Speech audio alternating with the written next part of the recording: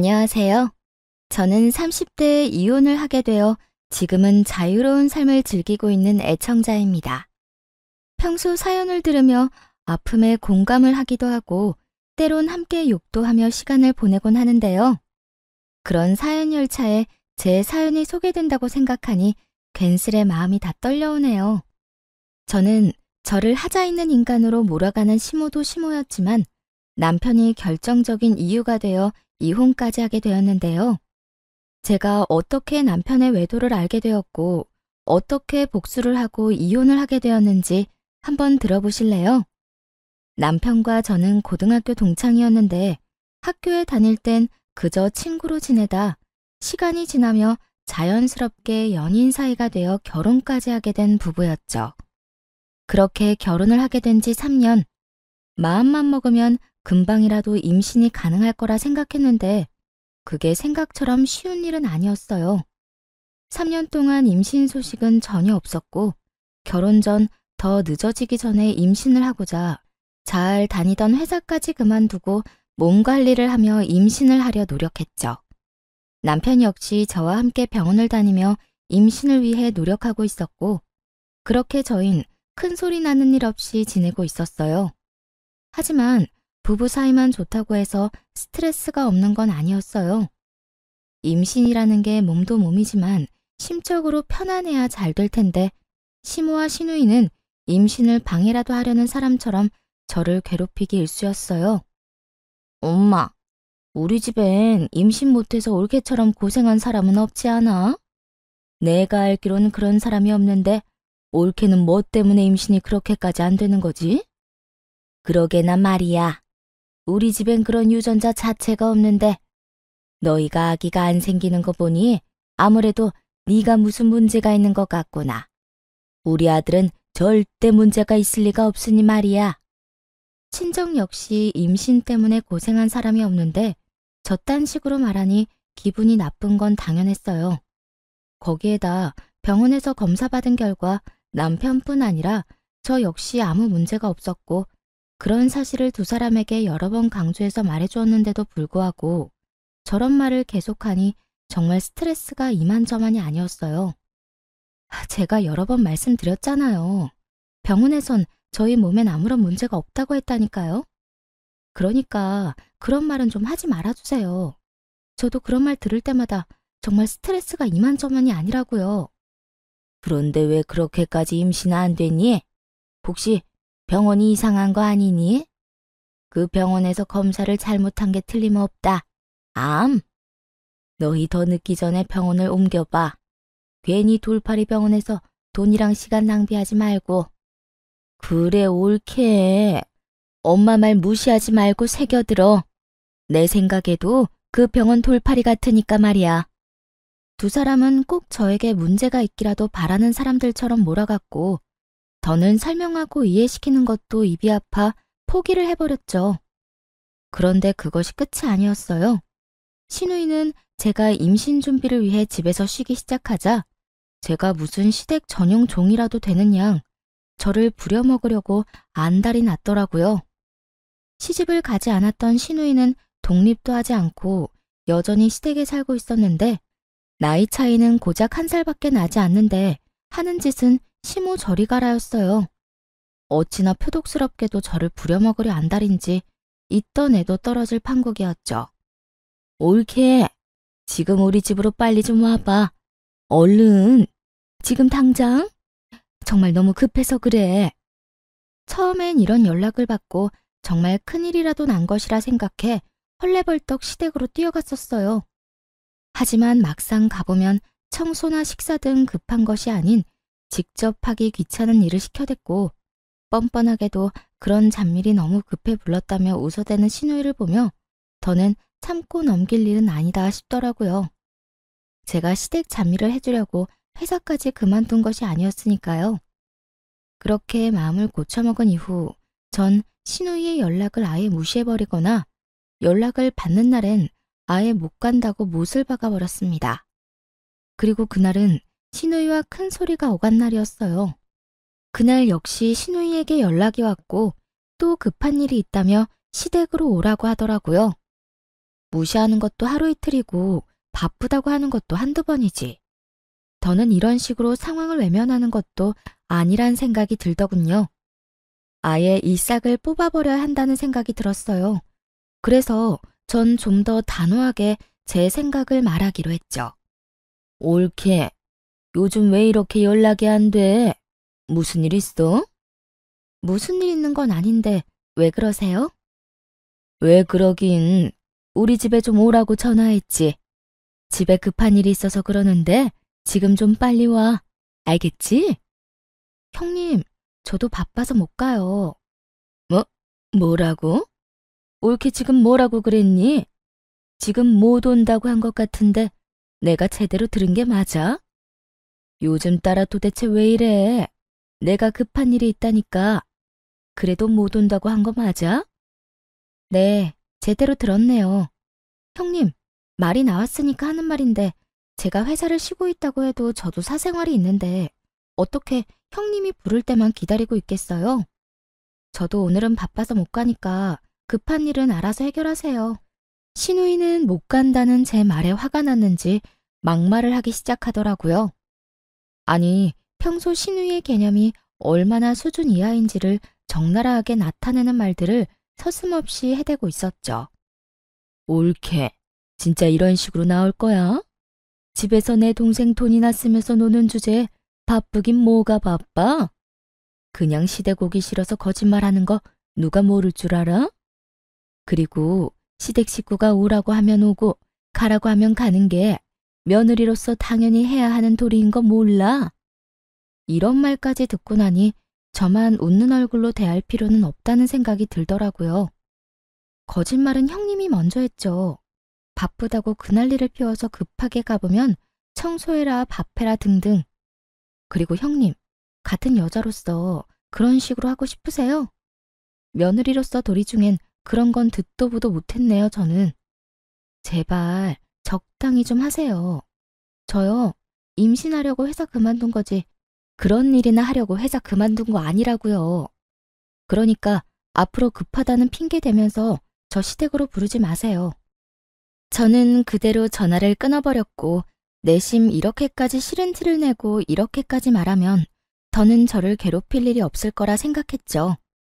하지만 신우이는 더 날뛰기 시작하더라고요. 그날 이후 저를 부르는 대신 저희 집으로 찾아와 집을 엉망으로 만들고 간다거나 이상한 트집을 잡아대더군요. 그래서 제가 집으로도 못 오게 했더니 시모를 앞세우기 시작하더라고요. 그날은 신우이뿐 아니라 시모까지 함께 집으로 온 날이었는데 마침 장봐놓은 것이 없어 마땅히 먹을 것이 없는 상태였죠.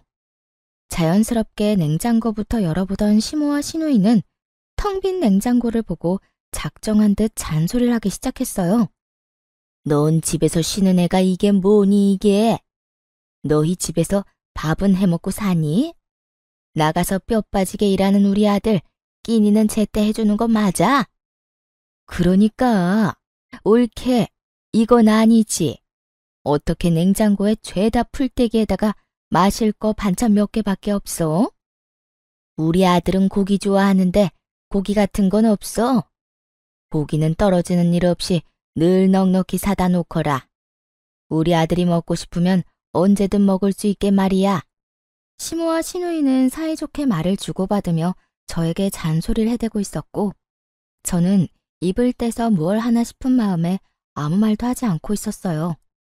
제가 무엇라 한다고 한들 제 말을 들을 사람들도 아니고 괜히 잘못 대답을 했다가 그렇지 않아도 긴 잔소리가 더욱 길어질 거라 확신했기 때문이죠. 그렇게 한참을 시모와 장단 맞춰 잔소리를 하던 신우이는 배가 고프다며 휴대전화를 뒤적인다 싶더니 배달을 시키더라고요. 아유, 옳게 내에 와서 밥이나 먹을까 했는데 이게 뭐야? 엄마는 배 안 고파? 난 지금 배가 너무 고프단 말이야. 안 되겠다. 간단하게 요기나 하게 참치회나 시켜서 먹어야 하겠어. 언제부터 참치회가 간단한 요깃거리 음식이 되었는지는 몰라도 신우이는 참치회를 시킨다고 하며 음식을 주문했고 얼마 지나지 않자 음식이 도착했어요. 얼마나 많이 시킨 것인지 배달 오신 분의 양손 가득 음식이 들어서고 있었죠.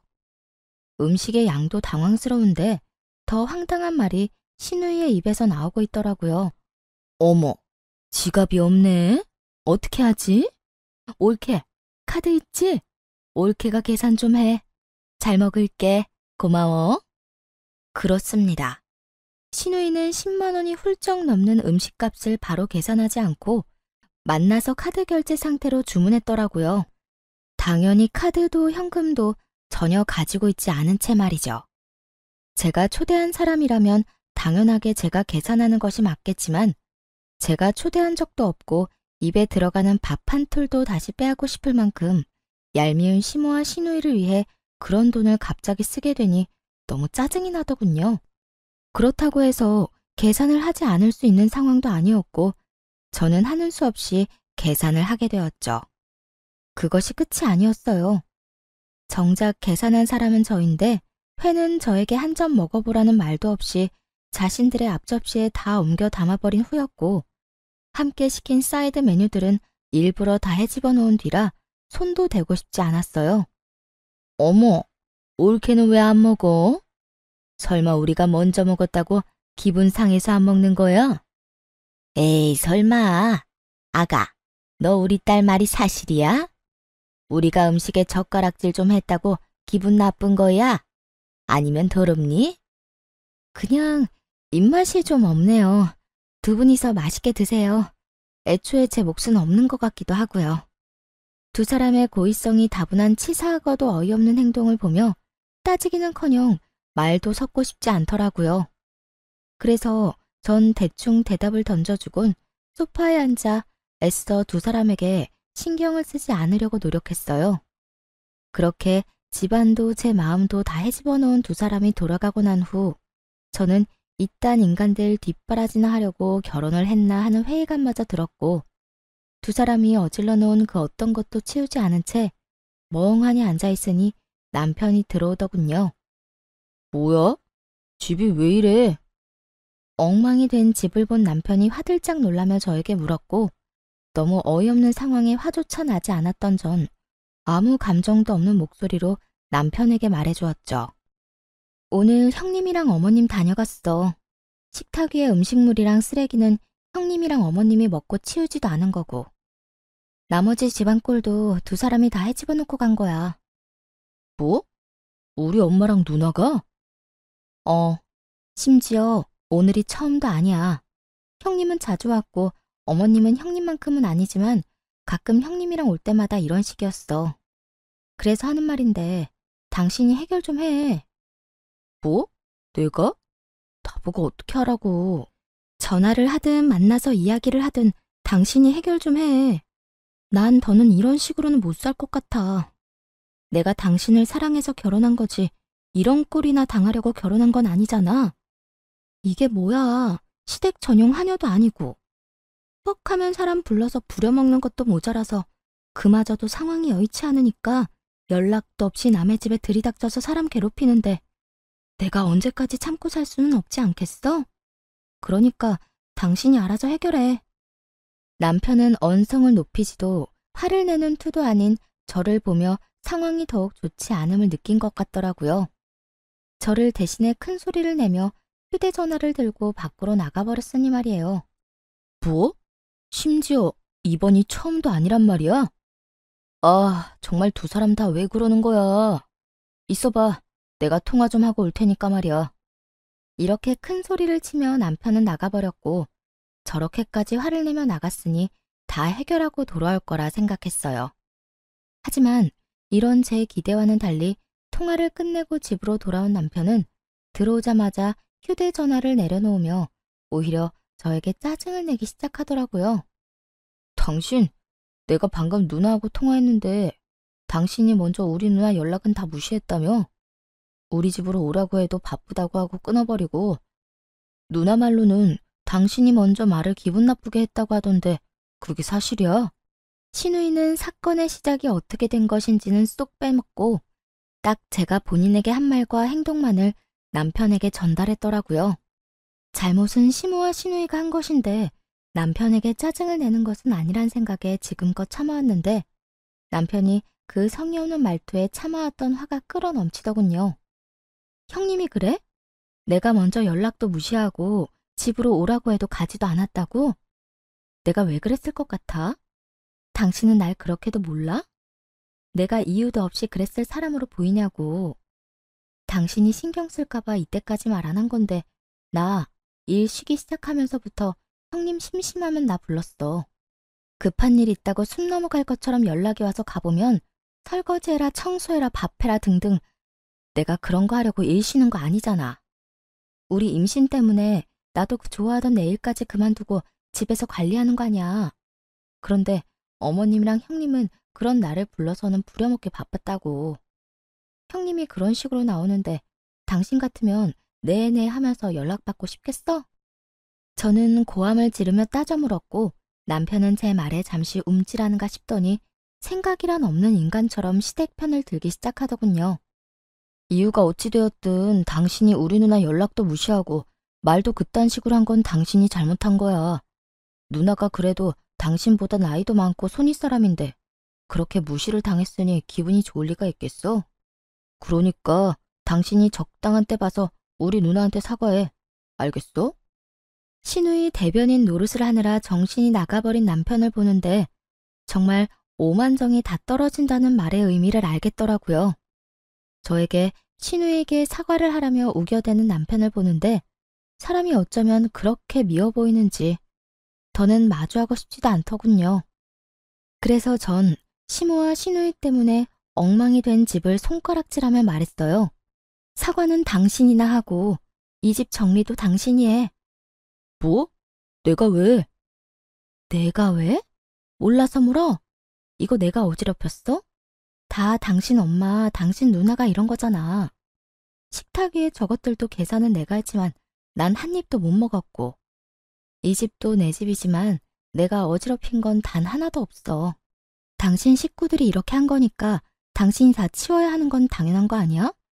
하여튼 난 절대로 못하니 당신이 알아서 처리해. 알겠어? 그렇게 저는 그대로 방으로 들어와 버렸고 밖에서 구시렁거리는 소리와 함께 치우는 소리가 들려오더군요. 그날 남편은 본인이 치운 거실에서 잠을 잤고 그렇게 저희의 사이는 점점 멀어지고 있었어요. 그때쯤부터 남편은 집에서 말도 거의 하지 않기 시작했고 전형적인 바람난 남자의 절차를 밟기 시작하더군요. 그런 남편의 모습을 보며 저는 수상하다고 생각했고 그런 생각이 짙어지던 찰나 고등학교 동창인 여자친구에게 전화가 오더라고요. 이 친구 역시 저와 똑같이 같은 고등학교 남자친구와 결혼을 한 친구였는데 할 말이 있다며 망설이는 것이 보통 일은 아니겠구나 싶더군요. 한참을 망설이던 친구의 입에서 나온 이야기는 제 예상을 훨씬 뛰어넘는 이야기였어요. 며칠 전에 남자애들끼리 동창회한 건 알고 있어? 우리 남편도 다녀왔는데 글쎄 그 자리에 네 남편이 여자친구라면서 어떤 여자를 데리고 왔다더라? 그 인간 진짜 미친 거 아니니? 아무리 남자들끼리 모인 자리라고 해도 그 자리에 있는 남자애들 너랑 네 남편이랑 결혼한 거 다 아는데 그런 자리에 여자친구를 데리고 갔다는 것 자체가 제정신이 아닌 거야. 남자들끼리 암묵적으로 비밀로 하고 있는 모양인데 우리 남편은 아무리 그래도 이건 아닌 것 같다면서 나한테 말해주더라고. 내가 이런 말을 너한테 해야 하나 말아야 하나 고민하다가 아무리 생각해도 괘씸해서 안 되겠더라고. 그러니까 너도 넋놓고 있다가 뒤통수 맞지 말고 뒷조사 하든 해서 준비 단단히 하고 있어. 충격이 크더라고요. 외도를 저지르고 있다는 사실을 알게 된 것도 충격이었지만 어떻게 상간녀를 데리고 동창회를 나갈 생각을 할 수 있는 것인지 정말 제 상식으론 이해가 되지 않더군요. 얼마나 내가 우스웠으면 그런 식으로 행동했을까? 분노가 머리 끝까지 차올랐죠. 동창생들 앞에서 소개하면 저도 모를 리가 없잖아요. 저에게도 동창생인 친구들인데 겁대가리를 상실한 건지 머리가 나쁜 것인지 아님 친구들에 대한 믿음이 깊은 것인지 이것도 저것도 아니라면 들켜도 상관없다 싶었는지 도무지 알 수가 없는 지경이었죠. 그 모든 것이 혼란스러운 상황 속에서도 확실해지는 것은 있었어요. 그 인간은 저와 이혼이 하고 싶어 환장한 인간이 분명했고, 전 그런 인간과 이혼을 해야 한다는 것 말이죠. 친구의 조언대로 흥신소에 의뢰해 남편의 뒷조사를 시작했고, 며칠 뒤 흥신소에서 전해드린 소식은 정말 통쾌하면서도 경악스러움 그 자체였어요. 이 정도면 거의 사기인데요. 그 상간녀 말인데요. 지금 남편한테는 부잣집 딸 행세를 하고 있고 남편분이 역시 그런 모습에 감쪽같이 속아 넘어간 것 같더라고요. 아니, 엄연히 말하자면 처음엔 부잣집 딸이 맞았었어요. 두 사람이 만날 때는 상간녀가 잘 나가는 집딸이 맞았는데 그 집안이 몇 달 전부터 부도 이야기가 나오더니 최근엔 거의 부도 직전이라고 하더라고요. 물론 상간녀는 이런 사실을 숨기고 여전히 부잣집 자식 행세를 하고 남편분한테 온갖 선물들을 뜯어내고 있고요. 대화를 들어보니 돈까지 받아쓰고 있는 것 같던데요. 뭐 상간녀 말로는 주식에 돈이 다 묶여 있는데 지금 빼면 손해가 크다. 이런 식으로 남편분 속여서 돈을 받아내고 있는 것 같더라고요. 하여튼 자세한 내용이나 사진, 녹음 파일은 따로 보내드릴 테니 확인해 보시고 혹시나 더 필요한 거나 궁금하신 거 있으면 연락해 주세요. 들어보니 남편은 상간녀와 만난 지 적어도 반년은 더 되어 보인다고 하더라고요. 반년이라는 말에 충격이 클 수밖에 없었죠. 그땐 저와 사이도 좋을 때라 외도에 대해선 의심조차 하고 있지 않을 때였으니까요. 급격하게 줄어든 생활비와 그 못지않게 줄어든 말수에 의심은 하고 있었지만 그 의심이 현실로 돌아오니 생각보다 충격이 크긴 하더군요. 그러면서도 똑똑한 척은 혼자 다 하고 돌아다니더니 어디서 저런 사기꾼 같은 여자에게 홀려서 허황된 꿈이나 꾸고 있는 남편이 한심하기 짝이 없기도 했고요. 거기에다 더 어이없는 건 신우이였어요. 신우이 역시 남편의 허황된 꿈에 동참 중인 듯 했는데 사진을 보니 상간녀에게 잘 보이려 갖은 애를 쓰고 있더라고요. 함께 백화점을 다니며 상간녀는 쇼핑을 하고 신우이는 그런 상간녀의 물건을 계산해주는 것도 모자라 상간녀의 마음에 들기 위해 짐꾼 역할까지 하고 있더군요. 그 사진을 보는데 얼마나 웃었나 모릅니다. 거기에서 끝이 아니었어요. 남편과 상간녀 두 사람의 대화 녹음 파일도 있었는데 그 대화 내용도 가관이었죠. 자기야, 나 요즘 집사람이랑 사이도 좋지 않은 채로 유지 중이고 말도 제대로 안 한 지 꽤 됐어. 아마 조만간 자연스럽게 이혼 이야기가 나올 것 같아. 잘 됐지? 한껏 신난 남편의 목소리와는 달리 상간녀는 제가 느끼기에도 떨떠름한 목소리로 대답하더군요. 그래? 그런데 굳이 그렇게까지 해서 이혼하지 않아도 돼. 정 힘들면 굳이 이혼하지 말고 이대로 지내도 난 상관없어, 자기야. 에이, 그래도 이렇게 지내는 것보다 내가 빨리 정리하고 자기하고 당당히 만나다가 결혼하는 게 더 좋지. 그나저나 내가 다 정리하기만 하면 자기 부모님께 인사드릴 수 있는 건 맞지? 어? 그럼 당연하지. 그렇다면 하루라도 빨리 정리하는 게 맞지. 나도 회사 생활 지겹기도 하고 요즘 따라 힘들기도 해서 하루라도 빨리 때려치우고 우리 예비 장인어른 회사에 들어가서 좋은 자리 하나 맡고 싶단 말이야. 자기 아빠가 나 꽤 높은 자리 내주시겠지? 그렇지? 그렇겠지? 아마 자기 만나보면 괜찮은 자리 마련해 주실 거야.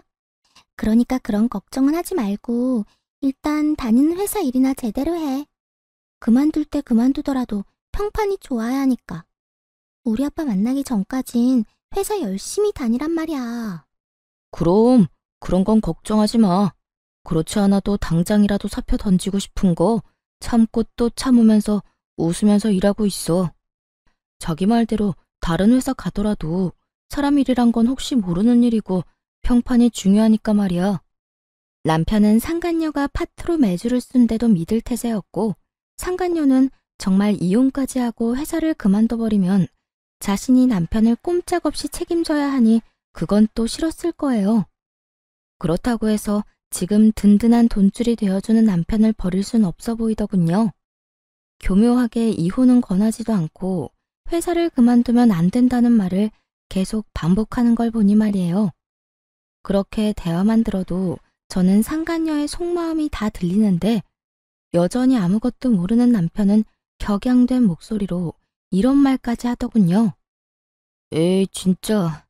당장이라도 집사람이랑 이혼해버리고 싶은데 얼마 안 되는 재산 정리도 좀 해야 하고 이것저것 잡음 없이 끝내려면 시간이 조금 걸릴 수도 있어. 그러니까 자기가 넓은 아량으로 조금만 더 기다려줘. 난 괜찮으니까 이혼도 너무 서두르지 마. 알겠지? 역시 우리 자기는 마음도 넓어. 남편의 신난 목소리를 듣고 있는데 그 순간 명의 이전 이야기를 했던 것이 떠오르더라고요. 결혼할 당시 집 명의를 제 명의로 했었는데 최근에 이런저런 핑계를 대며 명의를 이전해달라고 했던 것이었죠. 명의 이전은 생각지도 못한 일이라 귀등으로 듣고 생각해보자며 말을 돌리곤 했었는데 그때 생각해보니 남편에겐 다 계획이 있었더라고요. 저에게서 집을 뺏은 후 속 시원하게 저와 이혼하고 상간녀와 새 출발을 할 계획 말이에요. 그렇게 남편의 추악한 계획과 시누이와의 관계까지 모두 알게 된 저는 이혼 전문 변호사분을 만나 이혼을 준비하기 시작했고 이런 사실을 꿈에도 알지 못하는 남편과 시누이는 상간녀에게 잘 보이려 있는 돈 없는 돈 모두를 다 끌어다 쓰고 있더군요. 전 마음속으로 두 사람의 행보를 응원했고 제 이혼 준비가 끝날 즈음 남편이 집으로 회사 짐박스를 안고 들어오더라고요. 씩씩거리며 들어오는 꼴이 회사를 그만둔 듯 했어요. 그게 무슨 짐이야? 혹시 회사 그만뒀어? 남편은 박스를 바닥에 던지듯 내려놓으며 과하게 성질을 내더군요. 보면 몰라? 아, 진짜 짜증이나 죽겠어.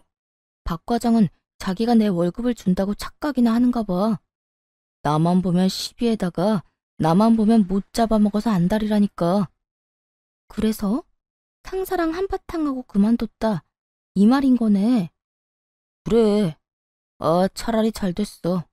이까짓 회사 그만두고 싶었는데 이참에 나도 좀 쉬면서 새 출발하지 뭐. 남편은 상간녀라는 믿을 구석이 있었던 터라 직장 상사와 트러블이 일어나기 무섭게 회사에 사표를 던져버렸고 그런 남편의 모습을 보며 오늘이 그날이구나 싶더라고요.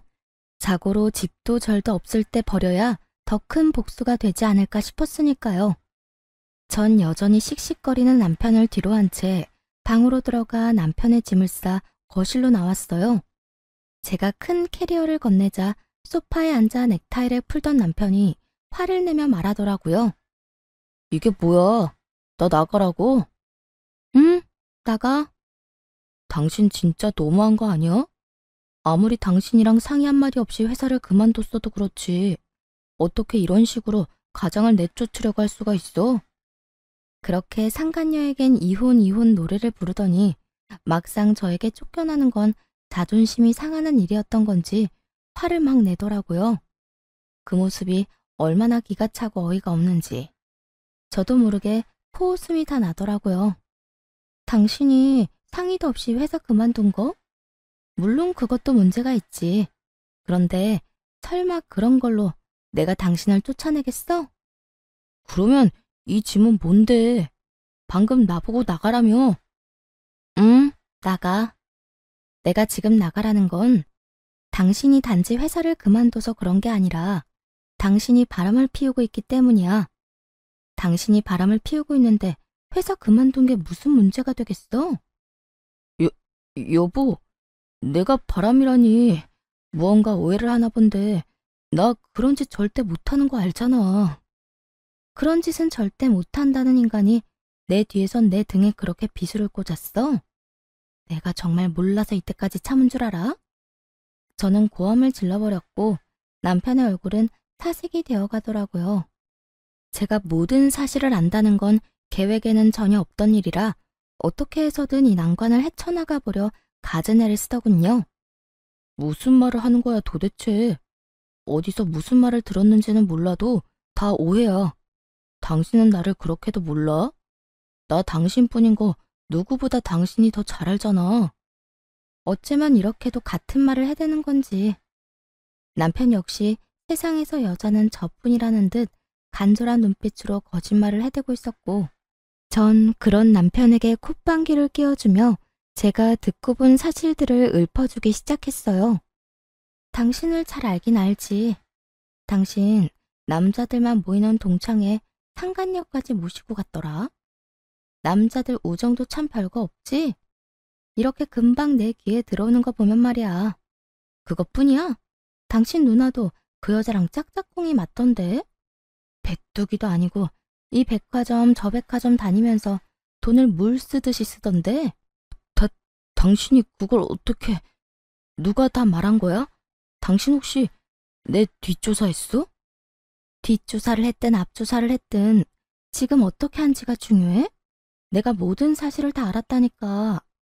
당신이 지금 부잣집 여자랑 적어도 6개월 전부터 만나왔단 거, 그 부잣집 여자한테 눈이 멀어서 나하고 어떻게 하면 이혼을 잘할 수 있을까 머리 굴리고 있는 거, 심지어 바람까지 피운 주제에 꼴랑 하나 있는 이 집도 나한테서 뺏어가려고 명의까지 가져가려고 했던 것까지 말이야.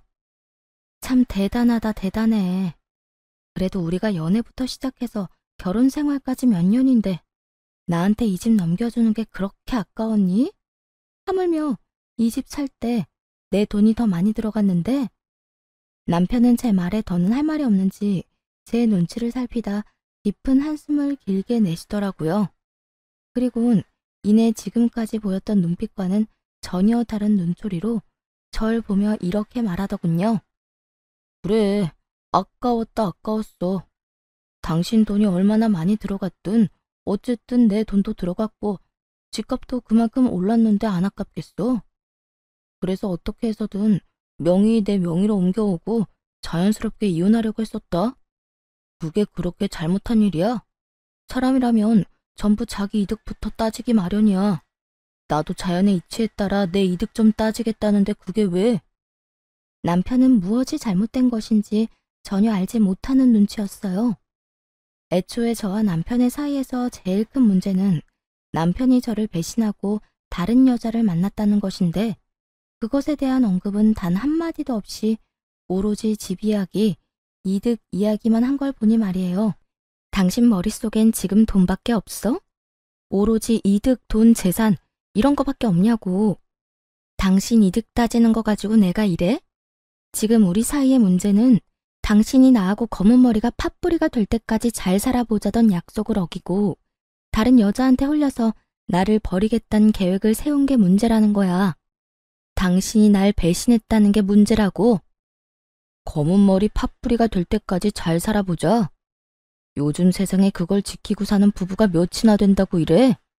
다들 밖에서 마음 맞는 이성 친구 한두 명씩은 두고 스트레스도 풀고 그러고 산다고. 그걸 보고 버렸다, 배신이다, 그러면 안 되지. 다 순리대로 지내다 보니 어쩔 수 없이 일어난 일들이라고. 뭐? 순리? 언제부터 불륜이 당연한 흐름이 되었니? 네가 사는 세상이 어떤 세상인지는 모르겠지만 내가 사는 세상엔 불륜은 당연한 게 아니거든? 당신 어쩌다 인간이 이렇게까지 변했어? 어쩌다 인간이 이렇게까지 파렴치한이 됐냐 말이야. 지금 그런 게 중요해? 아, 다 됐고 당신도 나한테 더는 미련 없지? 나도 당신한테 감정 사라진 지 오래야. 이 빌어먹을 집 때문에 당신이랑 계속 살았던 거지 당신한테 마음이 있어서 같이 살았던 게 아니라고. 차라리 잘 됐지 뭐. 이딴 집 당신이나 가지고 일도 이렇게 다 틀어진 김에 이혼이나 빨리 하자. 당신이랑 이혼하고 그 여자랑 결혼만 빨리 하면 이까지 집값이야 껌값인데 뭐. 상간녀의 집이 쫄딱 망한 것은 꿈에도 모르는 남편은 기고만장한 얼굴로 저에게 집이나 먹고 떨어지라며 집을 나가버리더군요. 앞으로 본인 앞에 펼쳐질 앞날에 대해 아무것도 알지 못한 채 기고만장한 꼴로 집을 나가는 남편의 뒷모습을 보는데 화가 나기는커녕 웃음만 났습니다. 그렇게 진행된 이혼에서 저는 남편, 상간녀, 시누이 모두에게 위자료를 청구했고 세 사람 모두에게 위자료를 받고 이혼할 수 있었어요. 이혼하는 그 순간까지 상간녀는 부잣집 딸 연기를 하고 있었는데 저에게 주어야 하는 위자료 역시 전 남편에게 받아내고 있더라고요. 자기야, 나 아직 주식 정리를 못했는데 위자료 어떻게 해? 아까 들어보니까 위자료 이자가 은행 이자보다 높던데. 그냥 주식을 정리해야 싶기도 하고. 그런데 지금 정리하면 손해가 너무 심한데? 그래? 그러면 그냥 내가 대출받은 김에 조금 더 받아서 줄게. 어차피 그 주식 한 달 정도만 있으면 정리할 수 있다고 했잖아. 응, 들리는 찌라시엔 한 달 내로 따상 갈 거라고 하더라고. 그렇게만 되면 내가 진짜 이자까지 쳐서 다 줄게. 돈만 돌려주겠어? 자기 인생 펴는 거야, 이제. 상간녀의 말에 전 남편은 얼굴 한가득 행복 가득한 미소를 지어 보이더라고요. 저와 이혼하는 그 마당에 말이죠.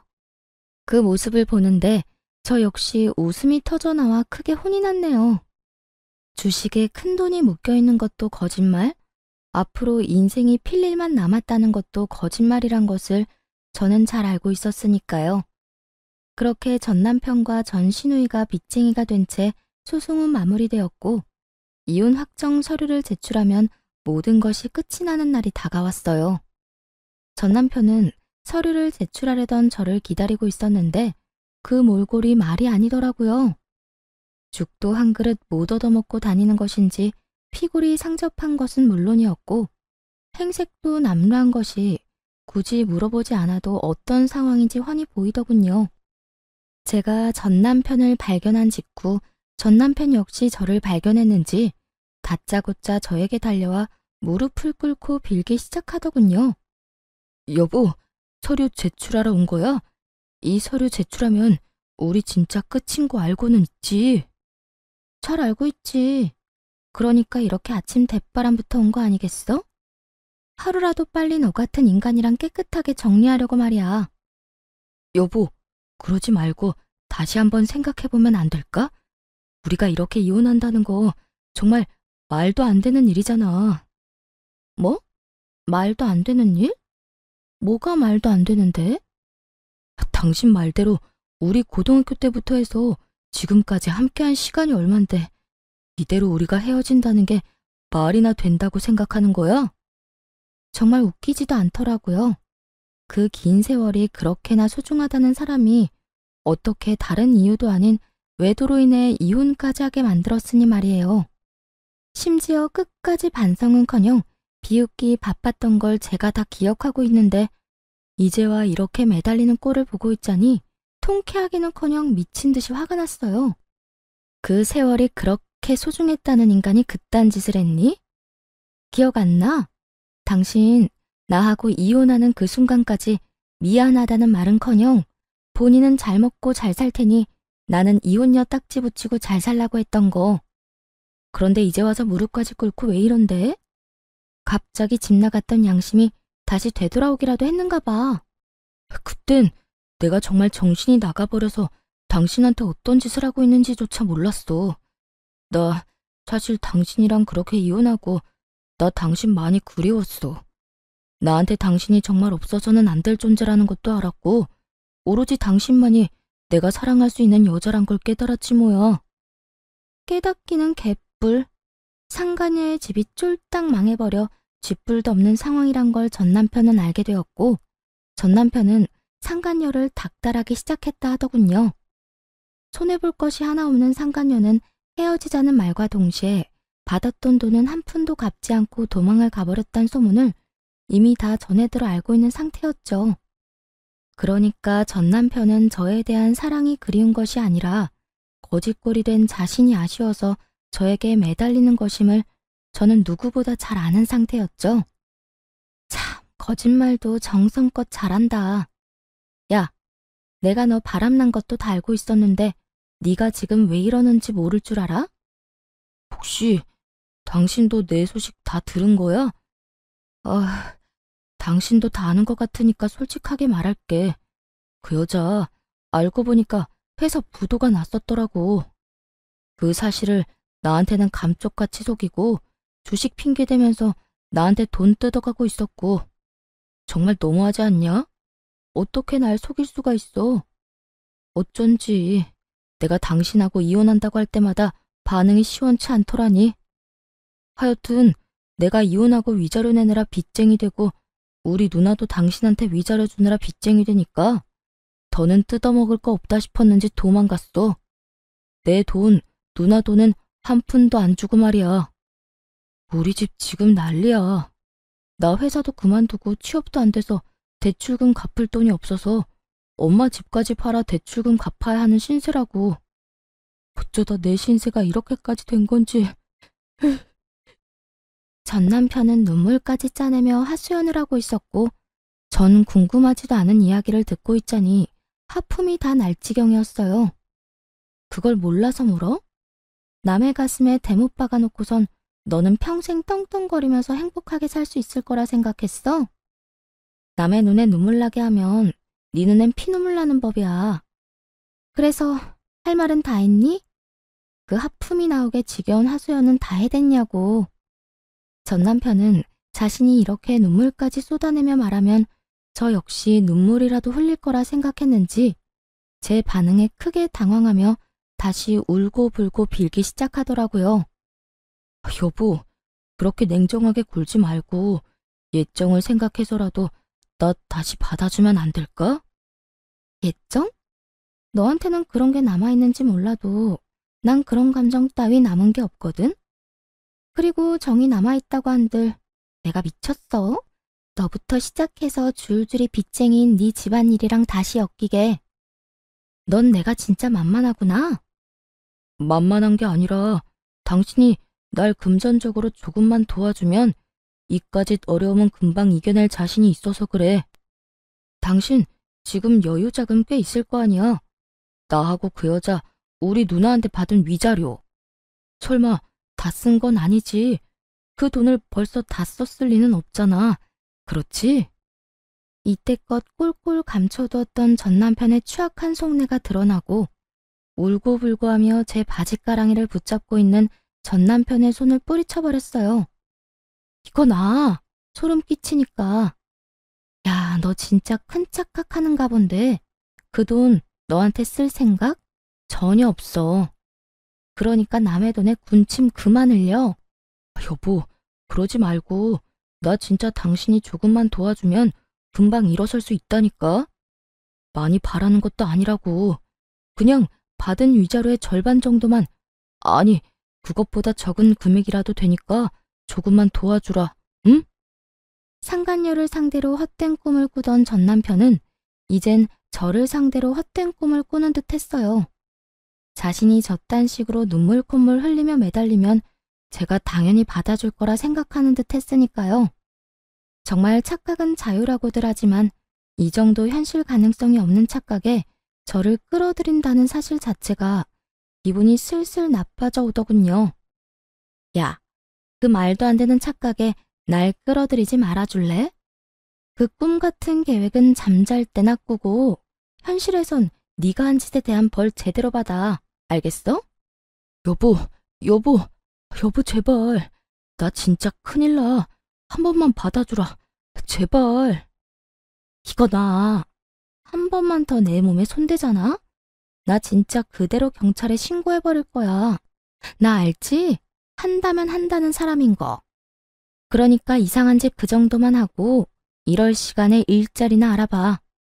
돈은 자기 손으로 벌 생각을 해야지 남의 재산 탐내다가 그 모양 굿꼴이 돼놓고도 아직도 정신을 못 차렸어? 네 일은 네가 알아서 해결해. 전 그대로 전 남편을 뿌리쳐버리곤 서류를 제출해버렸고 그렇게 지긋지긋한 인연이 끝났습니다.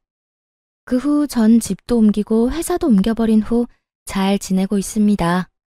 한동안 전 남편과 전 시댁 식구들이 계속 연락을 해와 귀찮은 일이 있긴 했지만 차단 깔끔하게 했더니 요즘엔 연 끊겨버린 지 꽤 되었어요. 새로운 회사에서 일하기 시작한 지 1년이란 세월이 지났고 이제 적응도 되어 아주 만족스러운 삶을 살고 있어요. 아직 마음의 준비가 되지 않아 누군가를 만난 적은 없지만 제 마음이 누군가를 받아들일 준비가 되고 좋은 사람만 나타난다면 언제든 연애할 생각은 있습니다. 이혼을 하며 전 남편과 전 시댁에 많은 실망을 한 것은 맞지만 모든 사람이 전 남편과 같은 사람은 아닐 테니까요. 거기에다 한 번 결혼에 실패했다는 이유로 혼자 평생 외롭게 살 생각은 없기에 열린 마음으로 살아보려고 합니다. 이혼을 할 당시만 해도 이렇게 만족스럽고 행복한 삶이 저를 기다리고 있을 거라는 생각은 하지 못했어요. 이혼이 흠이 아닌 시대가 왔다고들 하지만 막상 제가 이혼할 처지에 놓이게 되니 그런 말들이 쉽게 와닿지도 않았고 위로도 되지 않더라고요. 그때 전 그저 남편이 외도를 저질러 이혼하게 된 불쌍한 이혼녀라는 생각밖에 들지 않았으니까요. 하지만 독하게 마음을 먹고 이혼을 하고 나니 저에겐 새로운 인생이 저를 기다리고 있더라고요. 무엇보다 수준 이하의 전 시댁 인간들을 더는 마주할 필요도 없었고 저의 뒤에서 저를 기만했던 전 남편을 더는 보고 살지 않아도 됐고요. 그 뒤로 따라오는 자유, 압박 없는 삶 등 여러 가지도 물론 좋았어요. 이렇듯 전 지금의 생활에 더없이 만족하고 이혼녀이긴 하지만 유부녀일 때보다 더없이 행복하답니다.